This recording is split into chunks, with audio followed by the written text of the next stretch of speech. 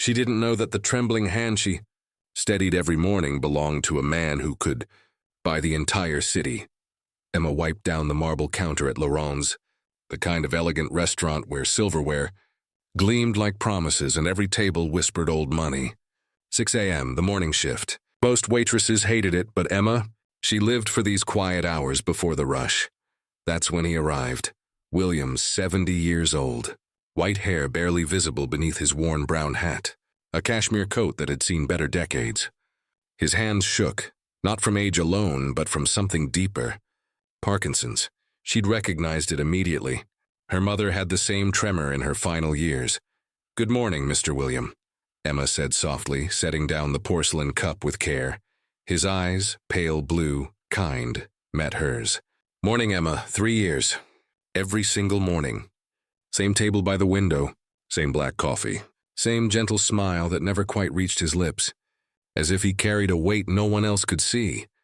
But here's what made Emma different. She never rushed him. When his hands trembled too much to hold the cup, she didn't look away in pity. She simply steadied it. When the cream spilled because his fingers wouldn't cooperate, she cleaned it without a word. No judgment. No impatience. Just presence. "Let me help," she'd whisper, and William would nod gratefully. Other staff hurried past. Other customers barely noticed the old man in the corner. But Emma, she saw him. Really saw him. The way his jaw tightened when he struggled. The way relief flooded his face when she appeared. The way he'd whisper, "Thank you, dear girl," like a prayer. She'd lost her father at 7. A car accident, sudden and cruel. Then her mother at 16. Cancer, slow and devastating. Emma knew what it meant to be alone. To need kindness. To crave the simple dignity of being seen as human. Not as a burden. So every morning she gave William what she'd once desperately needed. Respect, patience, a moment of connection in a world that moved too fast. "How are you today, dear?" William asked one morning, his voice soft but steady. Emma smiled, though exhaustion lined her face. "I'm good, Mr. William. How about you?" "Better now," he said simply, 24 years old. Working double shifts to cover rent. Student loans crushing her dreams of nursing school. But she never complained. Never let the bitterness show. Except William noticed. He always noticed. "You work too hard," he observed gently. "Someone's got to pay the bills." She laughed, but there was an edge of truth that cut. He studied her, the way a grandfather might. Brown hair pulled back in a simple ponytail. Clear skin that glowed even under fluorescent lights. But it was her eyes that struck him. Deep brown, honest, full of a warmth that life hadn't managed to extinguish. "You remind me of someone," William said quietly. "Oh? My daughter. When she was young, before life made her forget how to be kind, Emma didn't pry. She simply poured more coffee and steadied his hand again. What Emma didn't know? William had been watching too. Not just her kindness toward him, but the way she treated everyone. The elderly woman who took forever to order. The young mother with the crying baby. The busboy who dropped a tray. Emma moved through the world with grace born from pain, softness born from loss. She had no idea that every morning William returned to his estate and told his wife Margaret about her. About the girl who made him feel human again. About the waitress who restored his faith in a generation he'd almost given up on. She had no idea that behind that trembling hand was a man worth $3 billion. A man who'd built an empire from nothing. A man whose own children had grown cold with entitlement. A man whose grandchildren barely visited anymore. And she had absolutely no idea that in exactly 48 hours, William was going to do something that would change everything. But first, this morning, like every morning, Emma simply poured his coffee, steadied his hand, and smiled. "Beautiful day today." "Mr. William." He looked out the window, then back at her. "It is now, dear girl. It is now," the cup steadied. The morning continued, and neither of them knew that their story was just beginning. 2 weeks later, something changed. William arrived late. 9:30 instead of 6. His brown coat hung looser on his frame. His face was pale, drawn. The tremor in his hands had worsened considerably. Emma's heart clenched the moment she saw him. "Mr. William," she said, rushing to his usual table by the window. "Are you all right?" He tried to smile, failed. "Rough night, dear girl. Very rough. She didn't ask invasive questions. She simply brought his coffee, pulled up a chair without permission, and sat with him. Her manager shot her a look from across the dining room. Tables needed serving. Orders needed taking. But Emma didn't move. Some things mattered more than policy. My grandson's birthday was yesterday, William said quietly, staring into the dark surface of his untouched coffee. He's 12 now. I wasn't invited to the celebration. The words hung in the air between them like smoke. Emma reached across the pristine white tablecloth. Her young hand covered his trembling one. Warm, steady, grounding him to the moment. "I'm so sorry," she whispered, and meant it with every fiber of her being. "They're all busy, you see. My wife Margaret tries to coordinate things, but the children, the grandchildren, they have their lives, their schedules, their priorities. I've become," he paused, searching for the right word, "inconvenient." Emma's throat tightened painfully. She knew that feeling intimately. After her mother died, relatives had promised to stay in touch. They hadn't. Grief made people uncomfortable. Need made them disappear like morning fog. "You're not inconvenient to me," she said firmly, her brown eyes meeting his pale blue ones. "Not ever." William looked up, truly looked at her. His eyes glistened with unshed tears. "You're a rare soul, Emma. Do you know that?" "Truly rare." She squeezed his hand gently, carefully. "You matter, Mr. William, every single day you walk through that door. You matter." Something profound shifted in that moment. A bond deepened beyond casual acquaintance. What had been routine kindness became something more substantial. A lifeline for two lonely people who'd found each other in the most unexpected place. From that day forward, their morning ritual expanded and evolved. Emma started arriving 15 minutes early every shift. She'd have his coffee ready, his table perfectly set, sometimes a warm blueberry muffin she'd paid for with her own meager tips. William began bringing small gifts in return. A bookmark with pressed wildflowers, a vintage postcard of the city skyline, a small leather journal with cream-colored pages. "For your thoughts," he'd say gently, pressing the journal into her hands. "Mr. William, I can't accept, please." "It would make an old man very happy. Indulge me." She accepted because refusing would hurt him more than accepting would help her pride. What she didn't know? Each gift was a quiet test. William was watching carefully. Not her gratitude, but her character. Did she brag to coworkers? Did she ask for more expensive things? Did she treat him differently afterward? She didn't. Emma remained exactly who she'd always been. Kind without agenda, humble without performance, present without expectation. One morning, she arrived to find William struggling desperately with his medication bottle. His hands shook violently, uncontrollably. Small white pills scattered across the tablecloth like tiny catastrophes. Rolling toward the edge. "Let me," Emma said softly, already moving. She gathered each pill with care, opened the child-proof bottle with ease, and handed him the correct dosage with a glass of cool water. No fuss, no drama, no performance of virtue. Just quiet competence born from years of caring for her dying mother. "You'd make a wonderful nurse," William observed, watching her careful movements. Emma's smile faltered slightly. "That was the dream once. A long time ago, was? Student loans from 2 years of nursing school. Then Mom got sick with stage 4 cancer. I dropped out to take care of her full time. After she passed," Emma shrugged, trying to appear casual.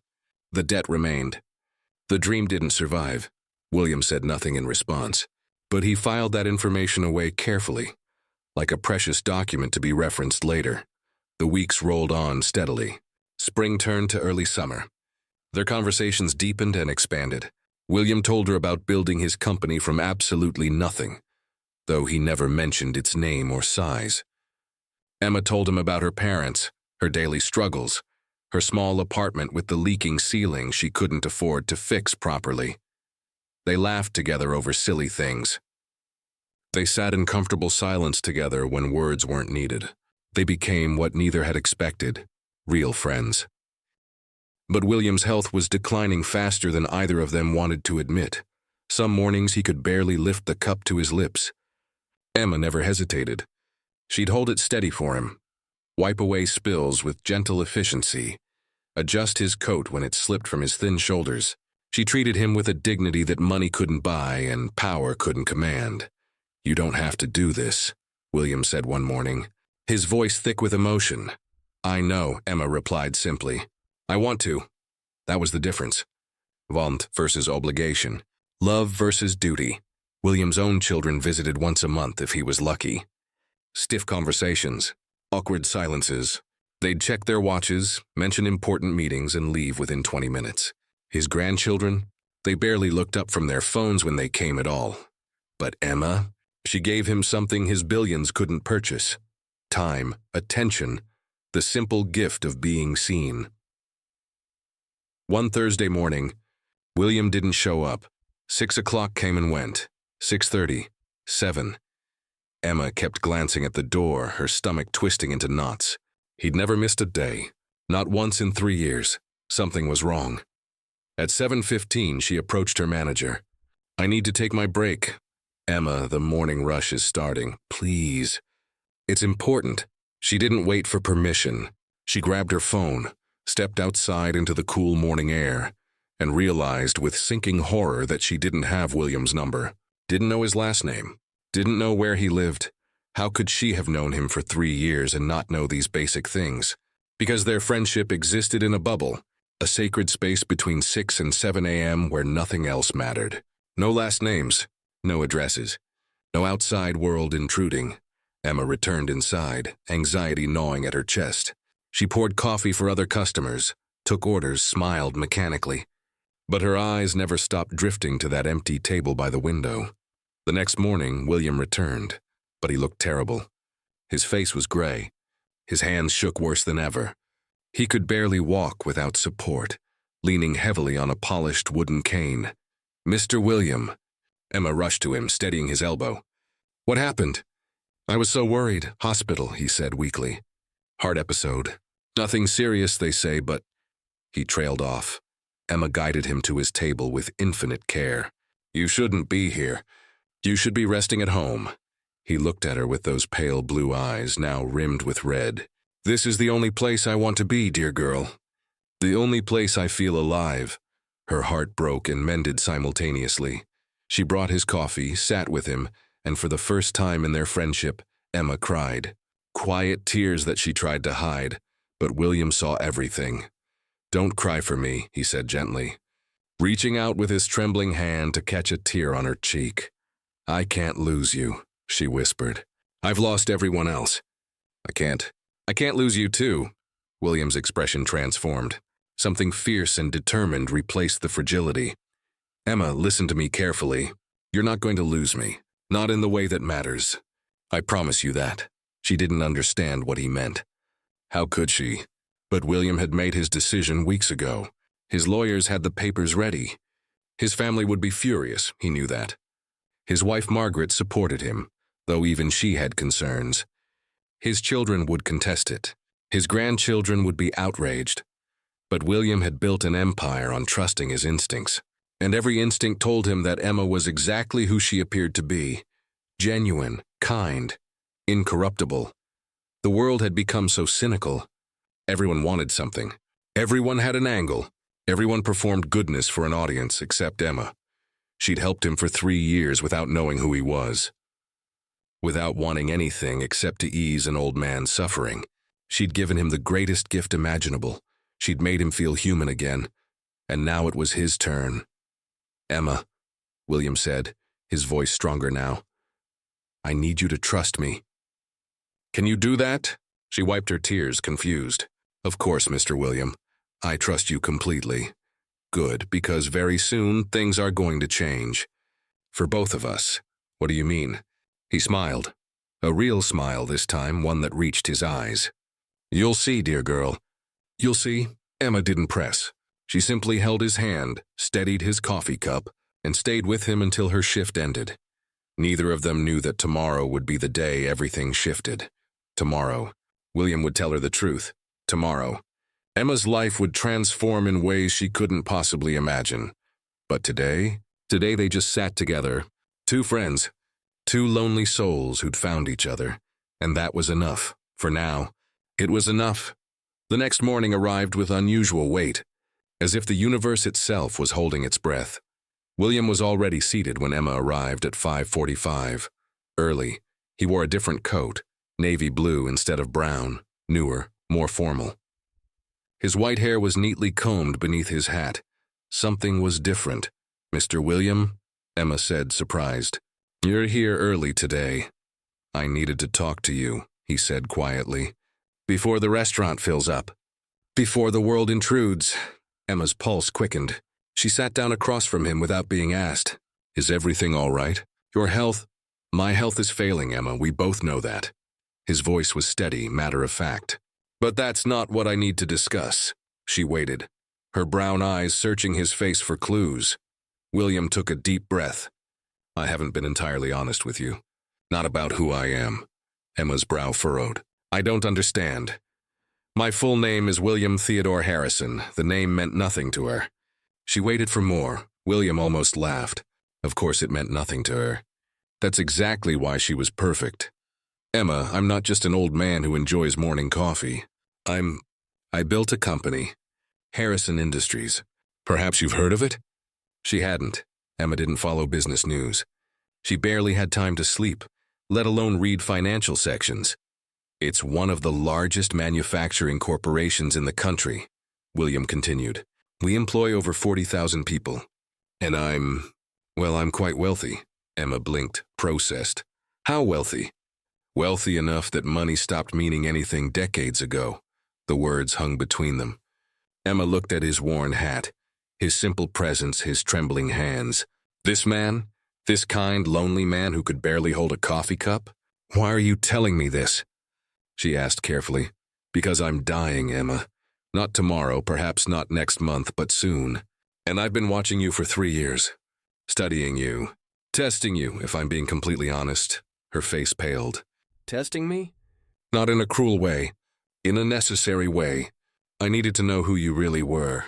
Not who you pretended to be for money or status, but your true character. And Emma," his voice cracked slightly, "you passed every test without knowing you were being tested." She stood abruptly, her chair scraping against the polished floor. "I didn't help you for tests. I didn't help you for money. I helped you because you're a human being who deserved kindness." "I know," William said gently. "That's exactly why I'm doing this." "Doing what?" He reached into his coat pocket and pulled out a thick envelope. "Cream-colored paper, expensive, official-looking. My children are entitled. My grandchildren barely know me. My wife is comfortable regardless of what I do. But you, Emma, you gave me something invaluable. You gave me dignity, respect. You made an old, sick man feel like he mattered." "You do matter," Emma insisted, her voice breaking. "Then sit down, please, let me finish." She sat, trembling now herself. William slid the envelope across the table. "Inside this envelope are papers that my lawyer prepared. I'm establishing a trust fund in your name, enough to pay off your student loans, finish nursing school, and live comfortably while you do it." Emma's hands flew to her mouth. No, I can't accept." "You can. You will." His voice was firm now, commanding. "This isn't charity, Emma. This is gratitude. This is an old man trying to do one good thing before he leaves this world." "How much?" she whispered. $2 million. The restaurant seemed to tilt. Emma gripped the table's edge, her knuckles white. "Mr. William, I can't." I've only been kind to you. That's not worth—" "It's worth everything," William interrupted, his pale blue eyes fierce. "In a world where everyone wants something, you wanted nothing. In a world where kindness has a price tag, yours was free. Do you understand how rare that is? How precious?" Tears streamed down Emma's face now. "I don't deserve this. You deserve so much more than this. But it's what I can give. Please, Emma, let me do this. Let me leave this world knowing I helped someone who genuinely deserved it."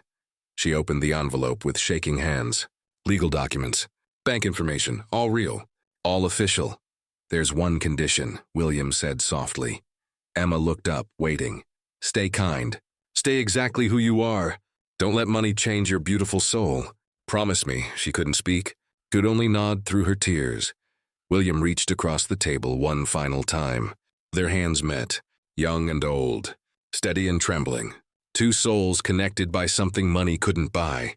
"Thank you," Emma finally whispered. "Thank you for seeing me." "Thank you," William replied, "for saving me." The news spread through William's family like wildfire through dry grass. His daughter Victoria called first, then his son Robert, then the lawyers. Then Victoria again, her voice shrill with indignation. "Father, you've lost your mind. $2 million to a waitress? A stranger?" William sat in his study, the phone on speaker. Margaret beside him holding his hand. "She's not a stranger," he said calmly. "I've known her longer than I've truly known any of you." Silence on the other end. Cold, calculating. "We'll contest this," Victoria said finally. "You're clearly not in your right mind. The Parkinson's has affected your judgment. My mind is perfectly clear. Clearer than it's been in years, actually. This is insane. What has this girl done to manipulate you?" William's jaw tightened. "She's done nothing except be kind. Something you might try sometime," he hung up. Margaret squeezed his hand. "They're going to make this difficult," she said quietly. "Let them try. The trust is ironclad. I made sure of it." Meanwhile, Emma sat in her tiny apartment, staring at the papers spread across her scratched coffee table. $2 million. The number didn't feel real. Nothing felt real. She kept expecting to wake up, to discover this was all some elaborate dream born from exhaustion. But the papers remained. Solid, legal, undeniable. Her phone buzzed. A text from her manager. "Need to talk. Tomorrow before shift." Emma's stomach dropped. Had word gotten out already? Was she in trouble?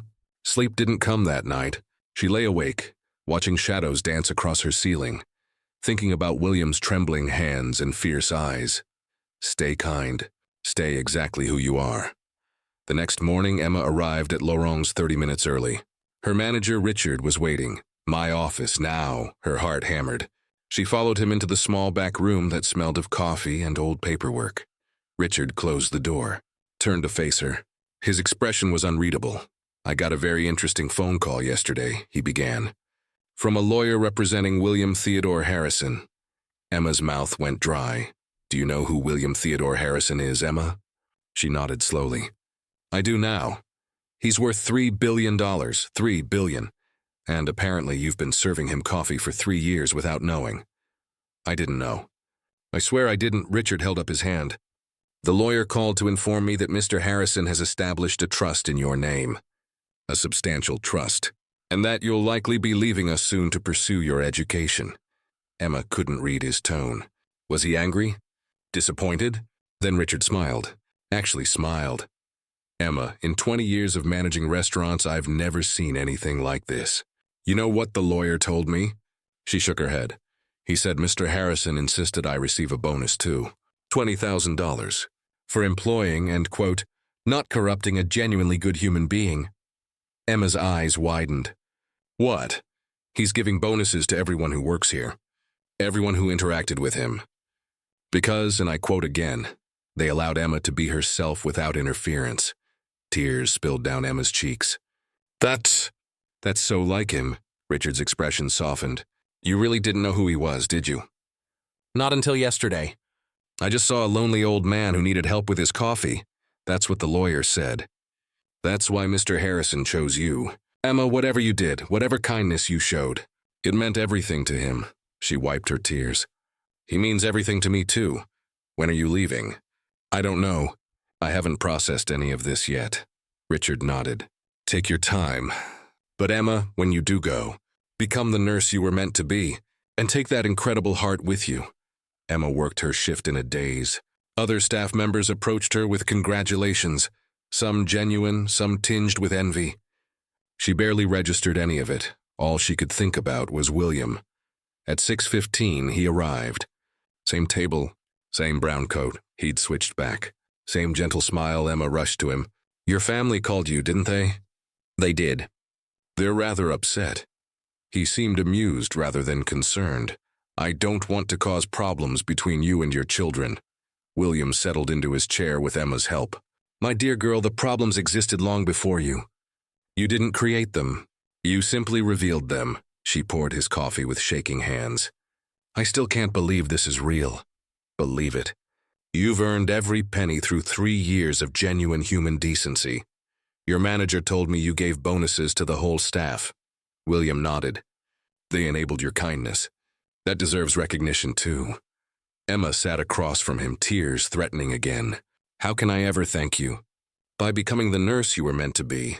By helping others the way you helped me. By staying exactly who you are, Emma. That's all the thanks I need. They sat together, as they had 1,000 mornings before. But everything had changed, and nothing had changed. 3 weeks passed like a strange dream Emma couldn't quite wake from. The trust fund was real. The lawyers were real. The paperwork was endless and overwhelming. But real. Emma gave her 2 weeks' notice at Laurent's. Richard hugged her, told her to visit often, and meant it genuinely. Her co-workers threw her a small party. Some were happy for her. Others whispered when they thought she couldn't hear. Lucky girl. Must be nice. I wonder what she really did. Emma ignored the whispers. She'd learned long ago that people saw the world through the lens of their own character. She enrolled in nursing school for the fall semester, paid off her student loans in a single transaction that made the bank representative stare at her computer screen in disbelief. She moved from her leaking apartment to a modest 2-bedroom near the hospital. Nothing extravagant, nothing that screamed wealth. Just clean, safe, hers, but every single morning at 6 a.m. Emma returned to Laurent's, not to work. To have coffee with William. You don't have to keep coming, he said one morning, though his eyes betrayed his hope that she would. I know, Emma replied, steadying his cup. I want to. Those 3 words had become their sacred phrase, I want to. Not obligation. Choice. William's health continued to decline despite the best medical care money could provide. Some mornings he could barely speak. Others he was sharp and present, telling her stories about building his company from nothing in a garage in 1978. I was 33, he said. Hungry, terrified. Margaret was pregnant with Victoria. We had $400 in the bank and a dream that everyone said was impossible. Emma listened, memorizing every detail. What made you succeed when others failed? William considered this carefully. I treated people like they mattered. Employees, customers, everyone. I remembered their names, their children's names, their struggles. People said I was soft, that I'd never build an empire with kindness. But you did. I did. And then somewhere along the way, he trailed off, his expression distant. Somewhere I forgot my own lesson. I got busy, important. The company grew and I stopped seeing individuals, including my own family. It's not too late, Emma said gently, isn't it? His voice carried a weight of regret that $3 billion couldn't lift. Emma didn't have an answer. She just held his hand. That afternoon, something unexpected happened. William's wife, Margaret, came to the restaurant. Emma had never met her, never even knew she existed until the trust fund revelation. Margaret was elegant, 70 years old but carrying it with grace, silver hair styled perfectly, kind eyes that looked remarkably like William's. You must be Emma, she said, extending her hand. Emma stood quickly, suddenly self-conscious. Mrs. Harrison? Yes, I'm so pleased to meet you. Please call me Margaret. May I sit? Of course. Margaret settled into the chair across from Emma with practiced ease. I wanted to meet the young woman who gave my husband his smile back. Emma blushed. I was just being kind. Just being kind, Margaret repeated softly. Do you know how rare that is? My husband deals with people who want things constantly. Money, access, influence. You wanted nothing. You just saw him. He's easy to see. He's wonderful. Margaret's eyes glistened. He is, isn't he? I forget sometimes. After 47 years of marriage, you start seeing the habits instead of the person. The routine instead of the soul. Emma leaned forward. He talks about you all the time. How you met. How you supported him when he had nothing. Did he tell you I thought his business idea was crazy? Margaret laughed.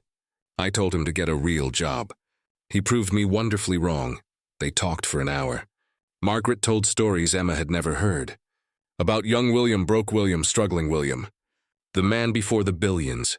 He's leaving most of his estate to charity, Margaret said eventually. The children are getting comfortable amounts, but nothing like they expected. They're furious. I'm sorry. I never meant to cause. Stop, Margaret interrupted gently. You caused nothing. William is making choices based on character, not bloodline. Shaking them. Good, they need shaking. Emma didn't know what to say. I support what he's doing for you, Margaret continued. Completely. You gave him something we couldn't. You made him feel valuable again, not for his money, but for himself. He is valuable. Money or not, Margaret smiled, a tear sliding down her elegant cheek. That's why you're different. Emma, that's why you matter. When Margaret left, Emma sat alone at the table, overwhelmed by the weight of it all. She'd just wanted to help an old man with his coffee. How had her life become this? Emma started nursing school on a crisp September morning that smelled of possibility and fear. She walked into the lecture hall carrying notebooks William had given her, pens Margaret had insisted she take, and a determination forged from years of loss and loneliness. The other students were younger, fresh from high school, untouched by real hardship. They complained about student loans Emma had already paid off, about parents who didn't understand them, about lives that seemed impossibly easy compared to hers. But Emma didn't resent them. She just studied harder. Every morning before class, she stopped at Laurent's, 6 a.m. like clockwork. William was always waiting, except one Thursday in late September. His chair was empty. Emma's blood turned to ice. She grabbed her phone, realized again she didn't have his number, and fought rising panic. Richard appeared beside her. He's okay, his assistant called. He's home resting. Rough night, Emma exhaled shakily. Thank God. He left something for you, though. Richard handed her an envelope. Inside was a handwritten note on expensive paper. Dear Emma, forgive my absence. The body is failing, but the spirit remains strong. Continue your studies. Make me proud. You already have. With deep affection, William. She pressed the note to her chest, tears threatening. That afternoon, Emma did something bold. She looked up William's address, found his estate in the directory, and showed up unannounced. The gate was intimidating, the intercom more so. But she pressed the button anyway. Yes? A formal voice answered. My name is Emma Collins. I'm here to see Mr. Harrison. Silence. Then, one moment, please. The gates opened slowly, revealing a long driveway lined with ancient oak trees. Emma's old car looked ridiculous against the backdrop of manicured lawns and classical architecture. She parked, walked to the massive front door and knocked. A woman in her 50s answered. Elegant, professional, clearly staff. Miss Collins, Mr. Harrison is expecting you. He's in the sunroom. Emma followed through hallways lined with art that belonged in museums, past rooms bigger than her entire old apartment, past windows that overlooked gardens that seemed to stretch forever. The sunroom was beautiful. Glass walls, comfortable furniture, warm light streaming through. William sat in a leather chair, a blanket over his legs despite the warmth. He looked frailer than ever, but when he saw Emma, his face transformed. Dear girl, you came. Emma rushed to him, kneeling beside his chair. You scared me. When you weren't at the restaurant, I know. I'm sorry. The nights are harder now. She took his trembling hand. Why didn't you tell me where you lived? I could have visited before, because the restaurant was ours. Neutral ground, here. He gestured around. Here I'm William Theodore Harrison, billionaire. There, I was just William. Just a man who needed help with his coffee. Emma understood. I still see just William. I know. That's why you're here. They talked for hours. About her classes. About his childhood. About dreams and regrets and the strange paths life takes. Margaret joined them for lunch. Then left them alone again, understanding they needed this time. Emma, William said as afternoon light painted the room gold. I need to tell you something important. Her stomach tightened. What is it? I'm changing my will again. My lawyers are furious. My children are threatening legal action. But I don't care. Mr. William, I'm leaving you 40% of my company shares. Emma's world tilted. What? No, that's insane. It's approximately $1 billion, he continued calmly. Contingent on you completing nursing school and working in the field for at least 5 years. I can't. Your family, my family has enough. More than enough. They'll still be wealthy beyond measure. But you, Emma, you represent something I almost lost faith in. Genuine goodness. I want you to have the resources to do extraordinary things. I'm not extraordinary. You're exactly what this world needs more of. And I'm betting everything that money won't corrupt you. That you'll use it wisely. That you'll help people the way you helped me. Emma couldn't speak. Could barely breathe. You don't have to decide now, William said gently. The lawyers will contact you when the time comes. But I needed you to know, needed you to understand how much you've meant to me. She laid her head on his lap like a daughter might. He stroked her hair with trembling fingers. Thank you, she whispered, for seeing me, for believing in me. Thank you, he replied, for reminding me what matters. Outside, autumn leaves fell like golden rain. Inside, two souls connected across impossible distances, and Emma realized something profound. She'd thought she was helping William, but he'd been saving her all along. Winter arrived early that year, bringing cold that settled deep into bones and hearts. Emma balanced nursing school with daily visits to William's estate. Her professors noticed her dedication. Her classmates noticed her absences. But Emma didn't care about their opinions. William was fading. Everyone could see it. His children finally came to visit. Not out of love, but out of legal necessity. Victoria arrived first, her designer suit and cold eyes scanning the sunroom like an appraiser. Emma was there when Victoria walked in. So you're the girl, Victoria said, her tone sharp enough to cut. Emma stood extending her hand. Emma Collins. You must be Victoria. Victoria ignored the hand. You've manipulated my father brilliantly. I'll give you that. Victoria, enough. William's voice was weak but firm. Enough, enough. You're giving $1 billion to a stranger while your own grandchildren... My grandchildren don't know my middle name, William interrupted quietly. Emma knows my favorite memory from childhood. She knows how I take my coffee. She knows what keeps me awake at night. What do you know about me, Victoria? Silence fell like a guillotine. Victoria's face flushed. I know you're being taken advantage of. I know I'm finally doing something right, William countered. Victoria left without another word. The door closed with finality. Emma knelt beside William's chair. I'll refuse the inheritance. I don't want to destroy your family. They destroyed themselves long ago, dear girl. You're just revealing what was already broken. But the encounter shook Emma deeply. That night she barely slept, wondering if kindness was worth this price. The next morning, Margaret called her. Emma, I need you to understand something. William isn't choosing you over his family. He's choosing character over entitlement. There's a difference. But they hate me. They hate what you represent. The idea that kindness matters more than DNA. It terrifies them because they've spent their lives believing blood equals worth. Emma absorbed this, uncertain. Keep visiting, Margaret urged. Please, you're the only one who makes him smile anymore. So Emma continued. Every morning before class, every evening after, studying in William's sunroom, reading him chapters from her textbooks, helping him with medication when his hands failed completely. October became November. November became December. William's lucid moments grew fewer. Some days he didn't recognize her.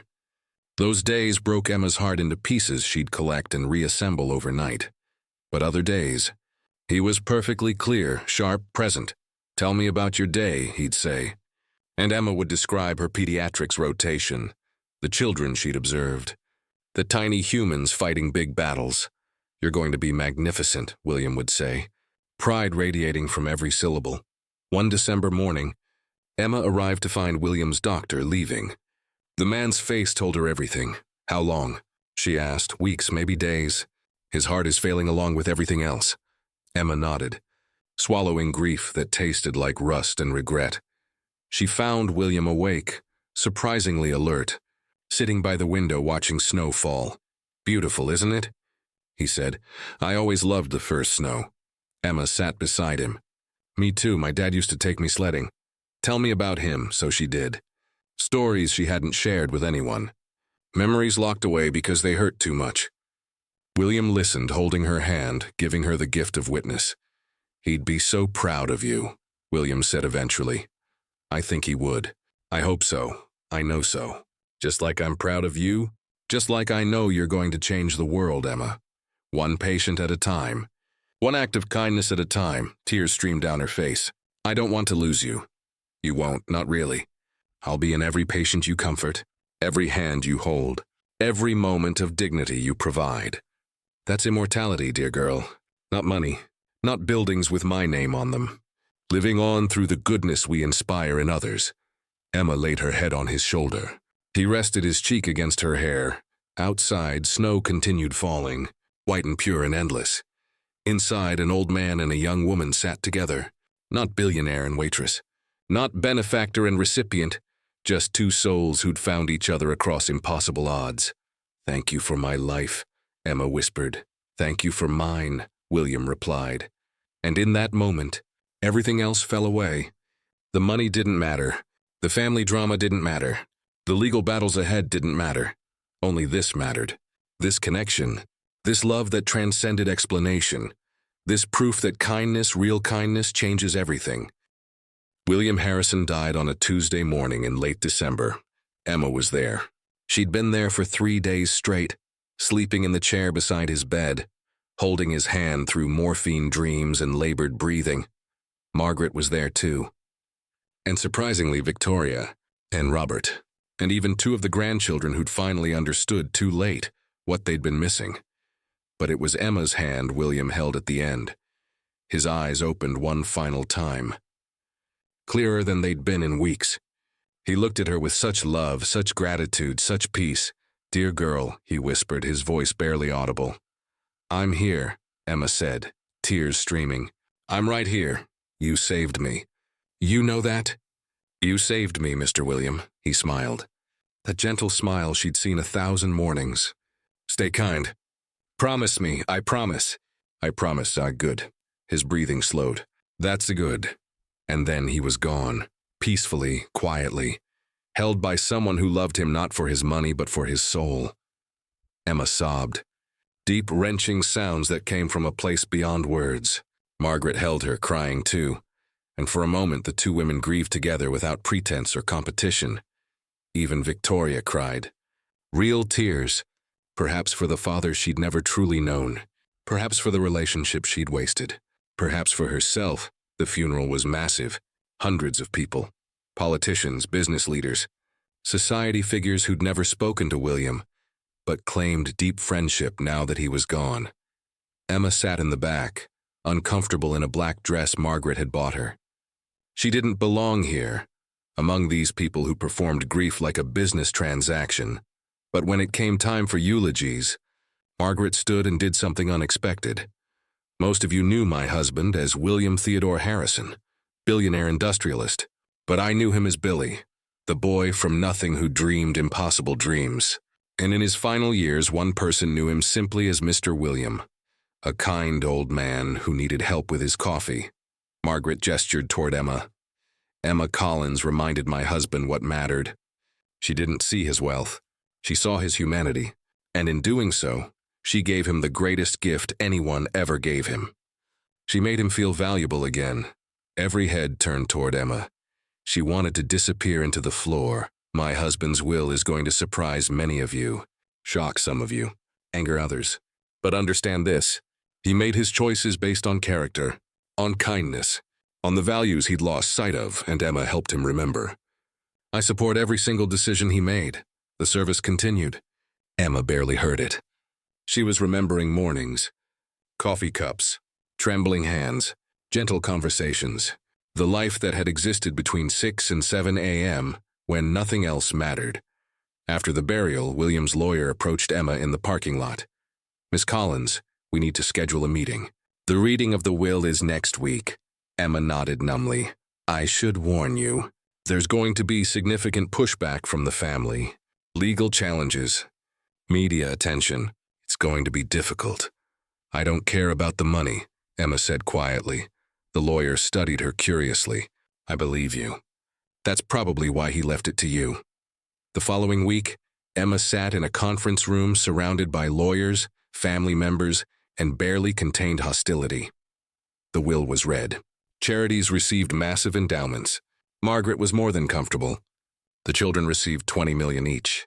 The grandchildren, $5 million each, and Emma received 40% of Harrison Industries stock, valued at $1.2 billion. The room exploded. Victoria stood, her face purple with rage. "This is insane. We're contesting this immediately."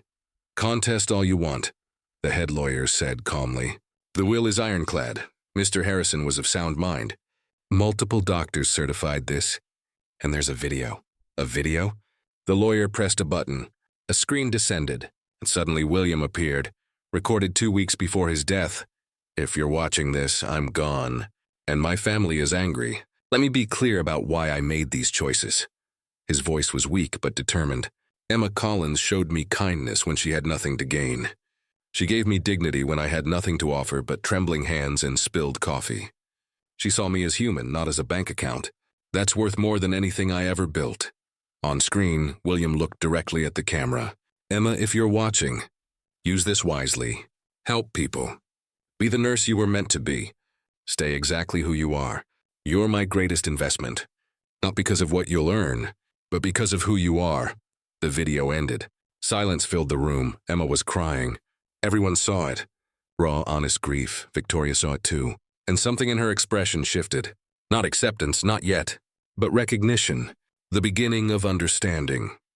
5 years later, Emma walked through the pediatric wing of Harrison Memorial Hospital. Her white coat crisp and professional. Her stethoscope around her neck.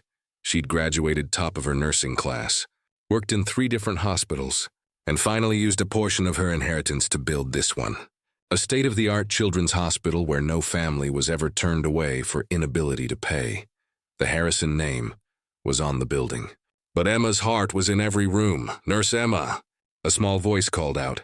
7-year-old Sophie, recovering from heart surgery, waved from her bed. Emma detoured immediately, sitting beside the girl with the same presence she'd once given William. How are you feeling today, sweetheart? Better. Will you read to me? Emma picked up the worn book on the nightstand and began reading. Sophie's mother watched from the corner, tears in her eyes, mouthing thank you silently. This was what William's money had bought. Not yachts or mansions, but time, presence, dignity for people who desperately needed it. Emma had stayed exactly who she was. She lived in a comfortable but modest home, drove a reliable car, donated millions anonymously, and worked full-time as a nurse despite never needing to work another day in her life, because it wasn't about the money. It never had been. Later that afternoon, Emma stood in the hospital's memorial garden. In the center stood a bronze statue, an old man and a young woman sitting together, hands clasped over a coffee cup. The plaque read, "In memory of William Theodore Harrison, who taught us that kindness is the greatest currency, and that character matters more than wealth." Margaret visited often. They'd become close, these 2 women who'd loved William differently but equally. Victoria visited occasionally too. The anger had faded, replaced by something like respect. She'd even donated to the hospital. Small steps, but steps nonetheless. Emma heard footsteps behind her. She turned to find a young man, maybe 19, in a hospital volunteer vest. "Excuse me, are you Emma Collins?" "I am. I wanted to say thank you. My little sister was treated here last year. Leukemia. We couldn't afford treatment anywhere else. But here, you saved her life." Emma's eyes filled. "That's why we're here. That's what this place is for. She's in remission now. Because of you. Not because of me. Because someone believed in investing in people. In kindness. In doing what's right." The young man nodded, emotional. "Well, thank you anyway." As he walked away, Emma looked back at the statue. At William's bronze face, forever peaceful, forever kind. "I kept my promise," she whispered. "I stayed exactly who I am. And I'm helping people, just like you knew I would." The wind rustled through the garden, carrying the scent of flowers and the laughter of children playing in the recovery courtyard. Emma thought about that first morning, walking into Laurent's with tired eyes and a heavy heart, never imagining that helping an old man with his coffee would change everything. She thought about trembling hands, spilled cream, gentle smiles, conversations that healed 2 lonely souls. She thought about character tests she'd passed without knowing she was being tested, and she thought about William's final words. Stay kind. Emma had built an empire of her own, not of money but of compassion, not of power but of presence. She touched thousands of lives, saved hundreds, given hope to families who had none, all because one old man had seen her, really seen her, and believed she was worth believing in. Emma wiped her tears, straightened her coat, and headed back inside. There were patients waiting, children who needed comfort, families who needed hope. She had work to do, And somewhere she believed William was smiling because she'd kept her promise. She'd stayed kind. She'd stayed exactly who she was, and in doing so, she'd proven that his greatest investment wasn't in buildings or businesses, it was in the human heart. And that investment? It would pay dividends forever. The doors closed behind her. The garden grew quiet, but the statue remained. Two figures frozen in a moment of connection that had changed everything. An old man who'd found redemption, a young woman who'd found purpose, and between them, a simple truth that the world desperately needed to remember: kindness matters, character matters, and sometimes the smallest acts of human decency can transform the entire world. Emma's story didn't end that day. It was just beginning. Every patient she touched, every life she saved, every moment of dignity she provided, that was William's legacy. That was Emma's promise. That was their story, and it would echo through generations. A reminder that wealth means nothing without a generous heart to guide it. If this story touched your heart, please subscribe and hit the like button. Activate the bell for more inspiring stories.